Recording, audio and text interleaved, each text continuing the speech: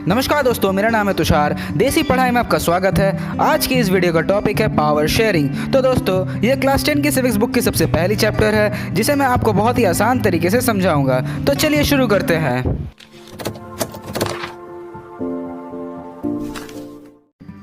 तो दोस्तों, power sharing नाम से तो आपको एक आइडिया आ ही रही होगी। पावर को शेयर करना है, यानी एक सिंगल इंसान के हाथों से पावर को छीनकर बहुत सारे पीपल्स में डिस्ट्रीब्यूट कर देना। यह चैप्टर की शुरुआत होती है दो केसेस के साथ, बेल्जियम और श्रीलंका की। तो पहले हम लोग बेल्जियम के केस के बारे में डिस्कस करेंगे। बेल्जियम एक यूरोप का कंट्री है, वो हमारे हरियाणा स्टेट से भी छोटा है। तो आप समझ सकते हो कि वो कितना पिद्दी सा कंट्री है। वह country France, Netherlands, Germany and Luxembourg से अपना बॉर्डर शेयर करता है। उसका पॉपुलेशन लगभग 1 करोड़ से थोड़ा ज़्यादा है, हमारा हरियाणा के पॉपुलेशन से लगभग आधा। तो अब मेन इन्फॉर्मेशन में आते हैं। 59% बेल्जियंस लोग कंट्री के फ्लेमिश रीजन में रहते हैं। फ्लेमिश रीजन मतलब northern part of the country, और वे डच लैंग्वेज बोलते हैं। बाकी बचे 40% कंट्री के वॉलोनिया रीजन में रहते हैं और वे फ्रेंच लैंग्वेज बोलते हैं। वॉलोनिया रीजन मतलब जो कंट्री का साउदर्न पार्ट था उसे हम वॉलोनिया रीजन के नाम से जानते हैं। तो आप इससे यह समझ सकते हैं कि कंट्री में डच स्पीकिंग लोग मेजॉरिटी में थे। पर इसका कैपिटल में केस उल्टा था। कैपिटल सिटी ब्रुसेल्स में 80% फ्रेंच बोलते थे और बाकी बचे 20% डच बोलते थे।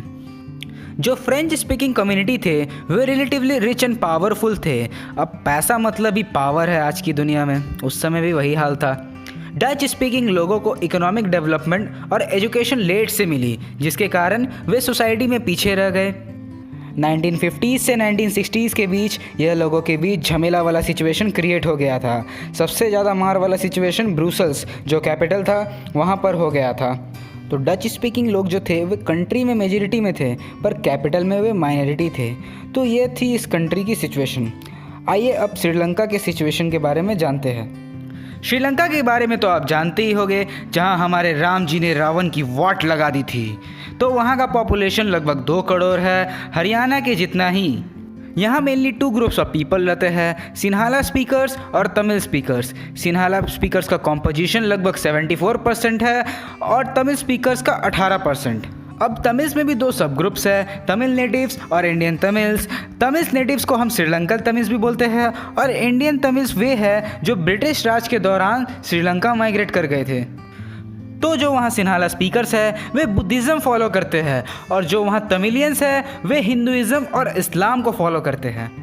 सब कुछ वहाँ पर सही चल रहा था, पर जब से कंट्री ने मेजोरिटेरियनिज्म पॉलिसी को अपना लिया तब से वहाँ का सिचुएशन बिगड़ गया। मेजोरिटेरियन पॉलिसी एक ऐसा पॉलिसी था जिसमें जो सिन्हाला कम्युनिटी थे वे गवर्नमेंट में अपना डोमिनेंस क्रिएट कर लिए थे, और वे मेजोरिटी वाले कम्युनिटी के फेवर में डिसीजंस ले रहे थे।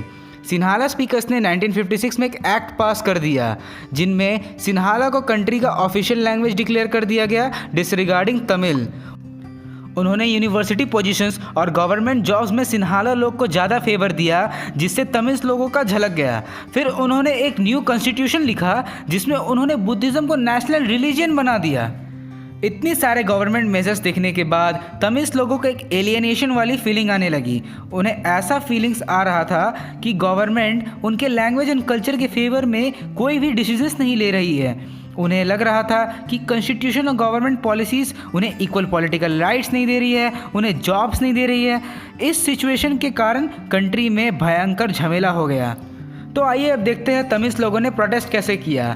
तमिल लोग पार्टीज लॉन्च कर दिए और सरकार से बहुत सारे मांग करने लगे। क्या क्या मांग किए कि तमिल को भी ऑफिशियल लैंग्वेज बनाया जाए, तमिल को भी यूनिवर्सिटी और जॉब्स में इक्वली ट्रीट किया जाए, उनके रिलीजन एंड कम्युनिटी को भी फेवर दिया जाए।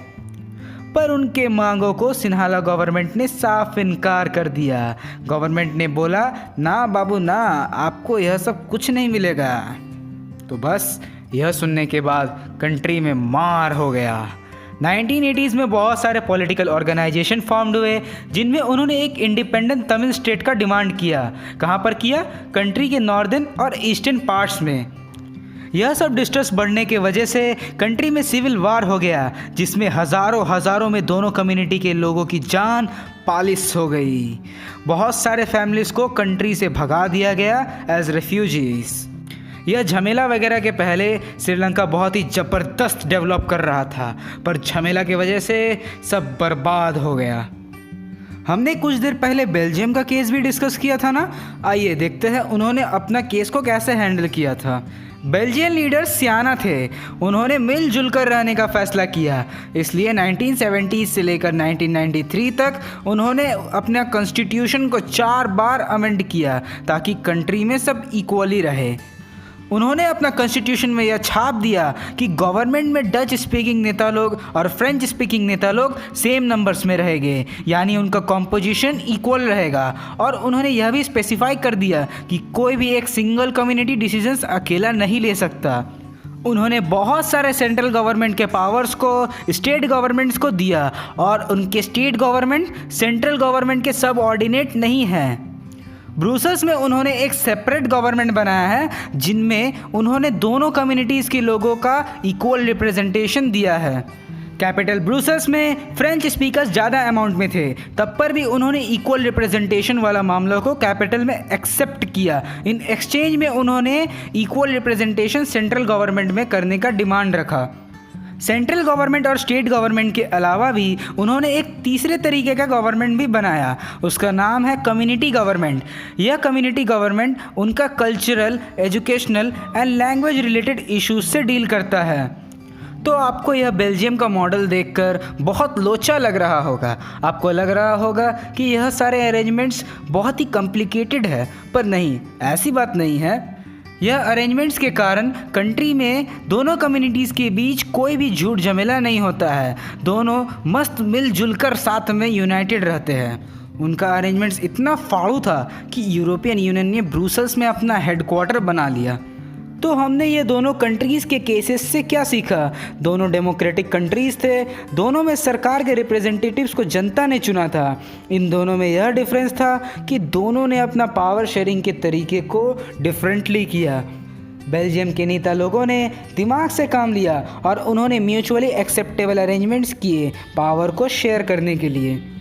वहीं श्रीलंका के लीडर्स ने ज़्यादा होनू बनने के चक्कर में देश में फिर से आग लगा लिया। एक बार तो हमारे हनुमान जी ने लगाया था, दूसरी बार वे खुद लगा लिए। उनके मेजॉरिटी वाले कम्युनिटी ने माइनॉरिटी को क्रश करने के चक्कर में पूरे कंट्री की वाट लगा दी। तो दोस्तों, आइए अब देखते हैं कि आखिर पावर शेयरिंग क्यों डिज़ायरेबल है। पहला रीज़न यह है कि पावर शेयरिंग सोशल ग्रुप्स के झगड़े होने की पॉसिबिलिटी को कम करता है। पावर शेयरिंग कंट्री के पॉलिटिकल स्टेबिलिटी को मेंटेन रखता है। अब कम्युनिटीज़ के बीच में झूठ झमेला होगा ही नहीं तो पॉलिटिकल तो स्टेबल रहेगा ही। दूसरा इंपॉर्टेंट रीज़न पावर शेयरिंग का यह है कि पावर शेयरिंग डेमोक्रेसी की जान है, गर्लफ्रेंड वाली जान नहीं, अंदर वाली जान की बात हो रही है।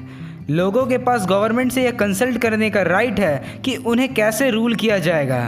तो ओवरऑल देखा जाए तो डेमोक्रेसी में पावर शेयरिंग बहुत ही ज़्यादा ज़रूरी है। तो दोस्तों, आज की इस एपिसोड में फ़िलहाल इतना ही। आशा करता हूँ कि वीडियो आपको पसंद आई होगी। वीडियो पे लाइक कमेंट जरूर करिएगा और हाँ, ऐसे ही लेसन्स के वीडियोस देखने के लिए चैनल को सब्सक्राइब जरूर करिएगा। जय हिंद, वंदे मातरम।